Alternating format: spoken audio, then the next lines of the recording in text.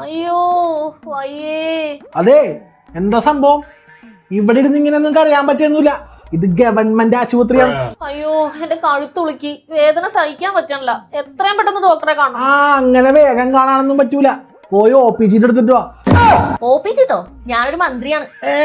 നിങ്ങ മന്ത്രിയാണെങ്കിലേ ഞാൻ രാജാവാൻ. അതിലൊന്നും ഇവിടെ ഒരു കാര്യമില്ല.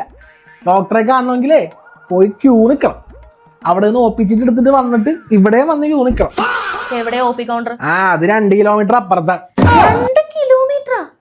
ഈ ആശുപത്രി മൊത്തം 80 ഏക്കർ. പല കാര്യങ്ങളും കിലോമീറ്ററുകളോളം നടന്നു പോയിട്ട് വേണം ചെയ്യാൻ.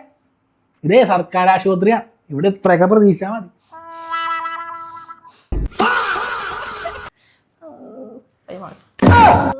കഴുത്ത് നോക്കട്ടെ. കണ്ടിട്ട് ഇത് പെട്ടെന്ന് തിരിഞ്ഞപ്പോഴുണ്ടായിട്ടുള്ള ഉളുക്കായിട്ടാ തോന്നുന്നത്. ഒരു സർജറി വേണ്ടി വരും. അയ്യോ ഓപ്പറേഷനോ? ഓപ്പറേഷൻ ഒന്നും വേണ്ട. പേടിക്കണ്ടെന്നേ, നമ്മുടെ എഫിഷ്യൻ സർജൻ ഇപ്പൊ അവൈലബിൾ അല്ലേ, ഡോക്ടർ ജിന്ദു. കഴിഞ്ഞ മാസം ഒരു യുവതിയുടെ പ്രസവത്തിന് സിസേറിയൻ ചെയ്തപ്പോ അവരുടെ മലാശയം കീറിയില്ലേ, അവര് തന്നെ. എന്റെ ദൈവമേ, അവരൊന്നും വേണ്ട. അങ്ങനെയാണെങ്കിൽ 5 വർഷം മുമ്പേ ഒരു രോഗിയുടെ വയറ്റില് കത്രിക വെച്ച് തുന്നിയ 2 ഡോക്ടർമാരുണ്ട്. അവരായാലും. അയ്യോ താനൊന്ന് പോയേ, തനിക്കെന്താ വട്ട? പേടിക്കണ്ട മാഡം, കത്രിക 5 അല്ല 50 വർഷം വയറ്റിലിരുന്നാലും ഒരു കുഴപ്പമുണ്ടാവില്ലാന്ന് നമ്മുടെ ഗവൺമെന്റ്. പിന്നെ കഴുത്തിലെ സർജറി ആവുമ്പോ ചെറിയ ക്ലിപ്പോ എന്തെങ്കിലുമൊക്കെ അല്ലേ വെക്കാൻ പറ്റുള്ളൂ. കത്രിക ഒന്നും വെക്കാൻ പറ്റൂലല്ലോ, അതുകൊണ്ട് പേടിക്കാൻ. ഓപ്പറേഷൻ ഒന്നും വേണ്ട, അല്ലാതെ ഉള്ള ചികിത്സ മതി. എന്നാ പിന്നെ കയ്യില് മുറിവുമായിട്ട് വന്നൊരു കുഞ്ഞിന് പ്ലാസ്റ്റർ ഇട്ടൊരു ഡോക്ടർ ഉണ്ട്, അയാൾ വിളിച്ചാലോ? കൈ മുറിച്ച പോലെ ഇനി കഴുത്ത് മുറിക്കേണ്ടി വരുമോ? എന്റെ പൊന്നു ഡോക്ടറെ, ഓപ്പറേഷൻ ഒന്നും ഇല്ലാതെ നിങ്ങൾക്കിപ്പ എനിക്ക് ഈ വേദന മാറാൻ എന്തെങ്കിലും ചെയ്യാൻ പറ്റൂലേ? അതിനെന്താണ്, പറ്റുമല്ലോ. ഞാനൊരു ഇഞ്ചക്ഷൻ തരാം. ചിലപ്പോ കണ്ണീന്ന് മൂക്കിനൊക്കെ കുറച്ച് ചോര വന്നേക്കാം. ചിലപ്പോ കൃഷ്ണമണി എടുത്ത് കളയേണ്ടതായിട്ട് വന്നേക്കാം. വേറെ കുഴപ്പമൊന്നും ഉണ്ടാവില്ല. എന്റെ ദൈവമേ, താൻ എന്തൊക്കെയാണ് പറയുന്നത്? ഏതെങ്കിലും നാട്ടിൽ നടക്കൂ ഇതൊക്കെ?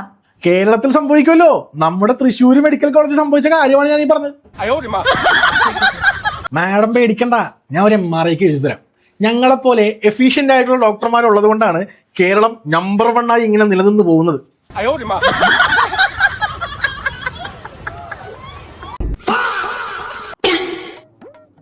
ഇതെന്താണ്? MRI ഇന്നെന്താണ് date? February, March, April, May, ഒരു ജൂലൈ 15-ാം തീയതി വന്നു. ജൂലൈയോ? അപ്പോഴേക്ക് ഞാൻ ചത്തുപോയാലോ? അതിലൊന്നും ഒരു കാര്യമില്ല മാഡം. അങ്ങനെ എത്ര പേര് ഇവിടെ ചത്തുപോയത്. കൈ കാശുണ്ടെങ്കിലേ വല്ല പ്രൈവറ്റ് ആശുപത്രിയിൽ പോയി എടുത്തു, അല്ലെങ്കിൽ കാത്തിരിക്കണം. ഇത് സർക്കാർ ആശുപത്രിയാ. എന്താണ് സഖാവേ അവസ്ഥ? അയ്യോ സഖാവ്, ഇവിടെ ഒന്നും ശരിയല്ല. 5 മിനിറ്റ് കൂടി ഇവിടെ നിന്ന് എന്റെ ജീവൻ പോകും. നമുക്ക് വേഗം പ്രൈവറ്റ് ആശുപത്രിയിൽ പോവാം. അതെങ്ങനെ ശരിയാവും സഖാവേ? സർക്കാർ ആശുപത്രികൾ നമ്പർ 1 ആണെന്നും പ്രൈവറ്റ് ആശുപത്രികളാണ് സർക്കാർ ആശുപത്രികളെ കുറച്ച് കാണിക്കുന്നതെന്നും സഖാവ് തന്നെയല്ലേ പ്രസംഗിച്ചത്? ഇപ്പൊ സഖാവ് തന്നെ പ്രൈവറ്റിൽ പോകാന്ന് പറഞ്ഞാ അതെങ്ങനെ ശരിയാകും? ഇലക്ഷനാണ് വരുന്നത്. നമുക്ക് വോട്ടാണ് മുഖ്യം. എനിക്ക് എന്റെ ജീവനാണ് വലുത്. ജീവനാണ് വലുതെങ്കിൽ സഖാവ് ഇവിടെ ഒന്നും മിണ്ടാണ്ട് കിടക്കണതാണ് നല്ലത്. ഇവിടെ ഇപ്പൊ കണ്ടതും കേട്ടതും അനുഭവിച്ചതും ഒന്നും പുറത്തു വരരുത്.